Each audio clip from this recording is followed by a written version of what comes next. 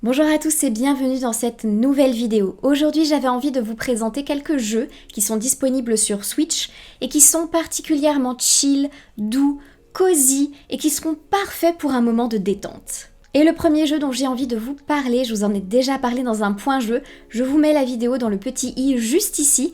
Il s'agit de Witchwood, un jeu qui est très doux, très joli et qui permet une belle immersion dans un univers de contes. Ici, on incarne une sorcière qui doit ramasser pas mal d'ingrédients pour fabriquer des potions et des objets pour l'aider dans ses quêtes. Elle doit récolter des âmes pour honorer un contrat avec un démon et donc recouvrer la mémoire. C'est un jeu qui est très joli avec une ambiance apaisante, des très jolies musiques. Et une fois qu'on a vraiment pris le truc, qu'on sait où se trouvent les ingrédients et qu'on se repère bien sur les différentes maps, on peut vraiment bien profiter. Malgré tout, on ne s'ennuie pas puisque vers la moitié, le jeu se renouvelle avec des nouvelles maps et donc de nouveaux ingrédients à découvrir et des nouveaux objets à crafter. On pourrait regretter que ce soit un jeu un peu linéaire avec une durée de vie assez courte. Malgré tout, ce serait peut-être un peu trop répétitif si le jeu était plus long. Et puis si on prend bien son temps, si on profite, si on se balade dans les maps et qu'on parle avec les différents PNJ, franchement c'est un véritable plaisir et c'est vraiment un jeu que je recommande pour se relaxer. Le deuxième joli jeu tout doux et très chill dont j'ai envie de vous parler, c'est Haven Park. On l'a commencé sur Twitch et j'aime beaucoup ce jeu, j'ai beaucoup apprécié. Je pense qu'on le continuera très bientôt. C'est un jeu dans lequel on incarne un petit poussin qui est beaucoup trop mignon et qui doit faire revivre les différents sites de camping d'un parc naturel assez vaste. C'est notre grand-mère qui nous confie cette mission et donc on va devoir ramasser dans tout le parc un très grand nombre de ressources pour pouvoir, entre guillemets, meubler les différents sites de camping et faire venir des campeurs. On va devoir construire des choses pour se restaurer, des choses pour se reposer, des tentes, des tipis, de la décoration, des jeux, des amusements, bref, plein de choses pour que les gens puissent profiter pleinement de ces lieux de camping.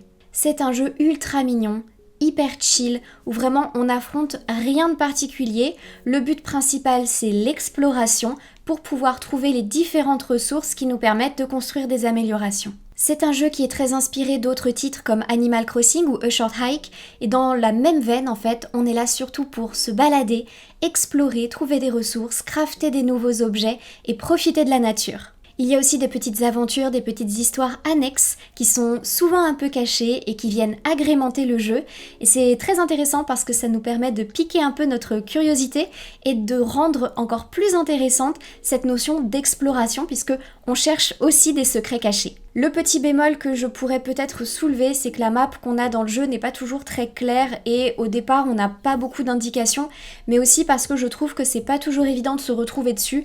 Après c'est pas très gênant étant donné que le but principal c'est l'exploration, mais ça m'est arrivé à un moment de tourner un petit peu en rond parce que j'arrivais pas à me repérer sur la map et j'arrivais pas à trouver le chemin, donc je me suis retrouvée un petit peu coincée, mais ça n'a duré que quelques minutes donc ça n'était pas trop gênant. Les graphismes sont adorables, très doux, on a aussi une musique simple, agréable qui nous emmène dans un environnement chill, tout le sound design nous plonge dans la nature et c'est vraiment un jeu hyper relaxant, vraiment très très chill dans lequel on se balade dans la nature et on profite de l'exploration. Le troisième jeu dont j'ai envie de vous parler, c'est un jeu que l'on a fait en entier sur Twitch et que j'ai adoré. Il s'agit de Alba, un jeu dans lequel on incarne une petite fille du nom de Alba qui vient passer ses vacances chez ses grands-parents sur une île de la Méditerranée et dès qu'elle arrive en fait sur place, le maire convoque tout le village pour indiquer que la réserve naturelle va être entièrement détruite pour pouvoir construire un hôtel de luxe. Avec l'aide de son ami et d'autres personnes présentes sur l'île,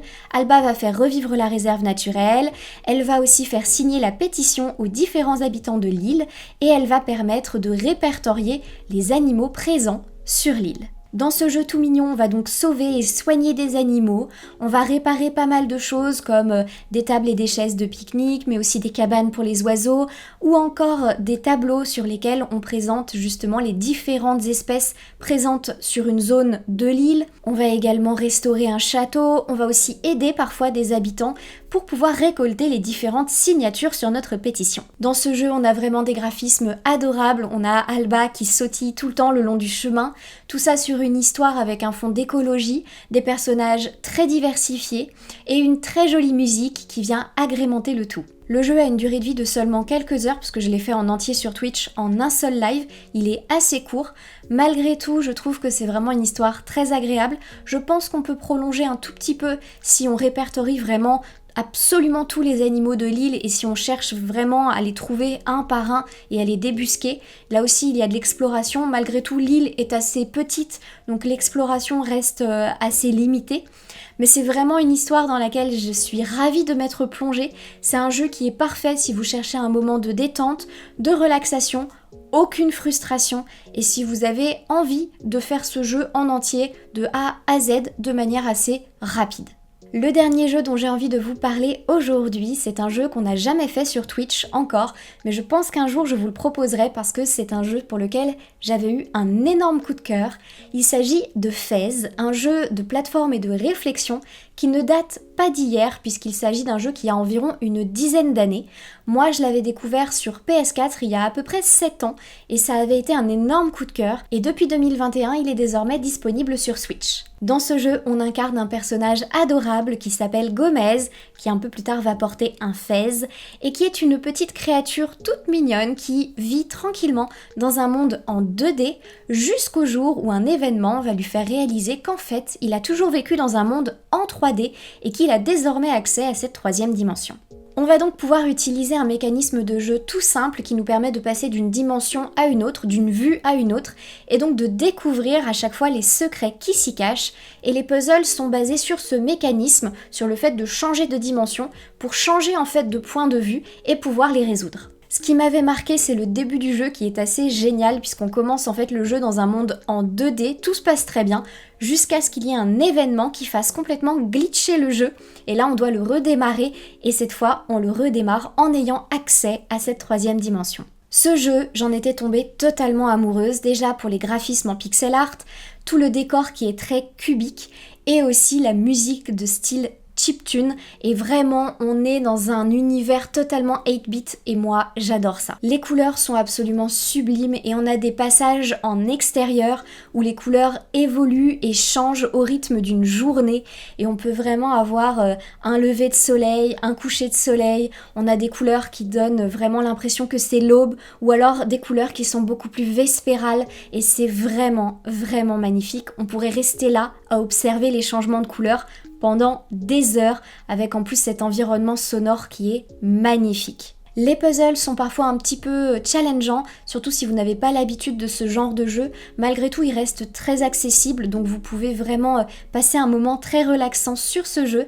Et la durée de vie est assez longue si vraiment vous prenez le temps de chercher tous les secrets cachés dans les différents niveaux. Bref, pour moi, ce jeu, c'est un énorme coup de cœur que je vous recommande particulièrement.